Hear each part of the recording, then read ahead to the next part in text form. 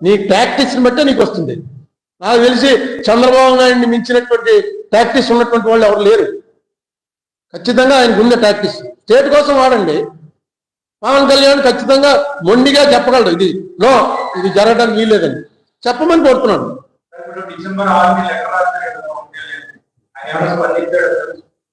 నాతో ఏమి స్పందించలేదు. స్పందన కూడా నేను నాతో స్పందించమని అడగలేదు, పని చేయమని అడిగాను. రేపు అసెంబ్లీ అవుతుందిగా, దుర్గేష్కి చెప్పాను, ఇది చెప్పాయా బాబు అని చెప్పానండి అని దుర్గేష్ చెప్పాడు. పవన్ కళ్యాణ్ గారికి చెప్పానండి అని. సో పవన్ కళ్యాణ్ అనే వ్యక్తి ఇండివిజువల్గా, ఉప ముఖ్యమంత్రిగా కాకుండా ఇండివిజువల్గా పవన్ కళ్యాణ్ తను కొంచెం దాన్ని ఏమంటారు, ముక్కు సూటిగా మొండిగా పోయే మనిషి అని నా అభిప్రాయం. నా అభిప్రాయం తప్పై ఉండొచ్చు, రైట్ ఉండొచ్చు, వేరే విషయం. మేము కలిసిన తక్కువ టైంలో నాకు అనిపించిన అభిప్రాయం. సో డెఫినెట్గా అతను ప్రెజర్ తేగాడు, ఇక్కడ తేగాడు, కేంద్రంలోనూ తేగాడు, కేంద్ర ప్రభుత్వం మీద ప్రెజర్ తేగాడు. అది చేయమని అంటున్నాను. ఇది అసలు నిజంగా దీనివల్ల ఏ పార్టీకి నష్టం లేదు. కాంగ్రెస్ వాళ్ళు అయితే అడిగారు, మీకు ఇస్తున్నారు. నాకు నేను ఇది పట్టుకుని సుజనా చౌదరి గారి ఇంట్లో మీటింగ్కి వెళ్ళిన రోజున మొన్నటి జయరాం రమేష్, దిగ్విజయ్ సింగ్ అందరం సెంట్రల్లో కలిసాం. చెప్పాను పెడుతున్నారు ఇలాగా అని. జయరాం రమేష్ అన్నాడు, పెట్టడం అది ఇన్నాళ్ళ లేటు, పెట్టించి చాలా కరెక్ట్, అది ఎవరి తప్పో తేలిపోతుంది, ఏం జరిగిందో తేలిపోతుంది. ఆ విషయం మళ్ళీ వాళ్ళకి చెప్పాను. అప్పుడు తోట నరసింహం గారు లేడు. తోట నరసింహం గారికి చెప్పాను, వాళ్ళు కూడా ఇన్వైట్ చేస్తున్నారు, ఇదే టైం అని. చేద్దాం, అది వెనక్కి వెళ్ళిపోయింది. దాని పొలిటికల్ రీజన్స్ నేనేం క్వశ్చన్ చేయను. సో ఈవేళ ప్రెస్ మీట్ పెట్టినటువంటి ఉద్దేశం ఇది. మీ ద్వారా పవన్ కళ్యాణ్ గారికి విజ్ఞప్తి చేసిన, ఆల్రెడీ లెటర్ కూడా రాశాను.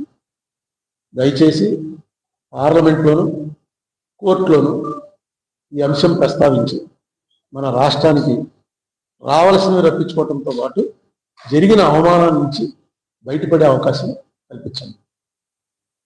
అయిపోయింది కదా అని అనుకోకండి, అక్కడ మచ్చాల ఉండిపోయింది. నేను ఒక్కనే కాదు, అందరూ బాధపడుతున్నారు.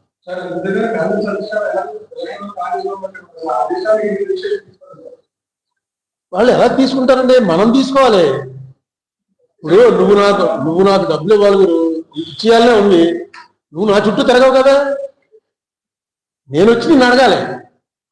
అరుణ్ కుమార్ ఇంటికి వెళ్ళాను, ఇంట్లో లేకుండా ఆఫీస్కి వెళ్తే ఆఫీస్లో లేకుంటే గదిలో కూర్చొని పోకుండా రాదంటే ఇవ్వకూడదు. వాళ్ళు మనకి ఇవ్వాలి, ఇవ్వాల్సింది వాళ్ళు.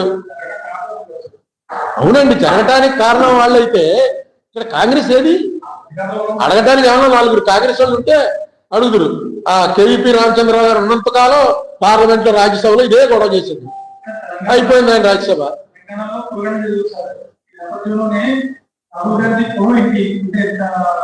అది అందరికీ తెలియని విషయం ఏంటంటే, కులం అడిగితే ఎవడన్నా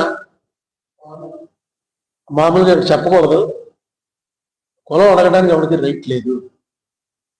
బీసీ ఎస్సీ ఉన్నాయనుకోండి, అవి వాటికి కొన్ని రాయితీలు కల్పించారు కాబట్టి నేను రేపు బీసీ అని రాస్తే ఉండవల్లి అరుణ్ కుమార్ బీసీ రాశాను అనుకోండి, అప్పుడు అడగచ్చు మీరు, నువ్వు ఏ కులమయ్యా, బీసీ అలా అయ్యావు.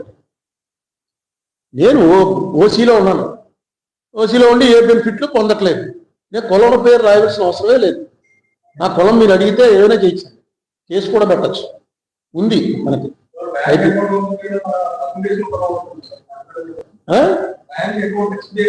అందరూ పెట్టేస్తున్నారు, మనం ఎవడో అడగట్లేదు.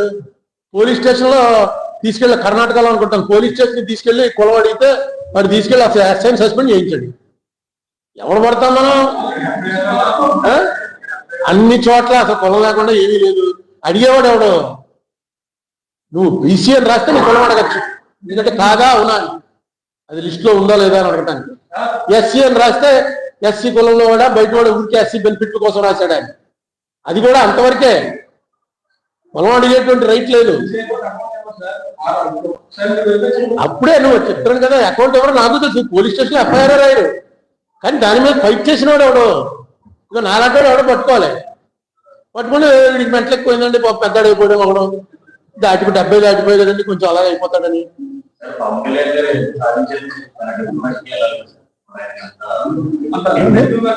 అసలు ఇది ఇందులో ఏమిటి చెప్పండి సాధించేది?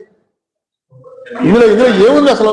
ఇది సాధించడానికి ఏముంది? ఒక నోటీస్ ఇవ్వాలి, లోక్సభలో ఒక నోటీస్ ఇస్తారు.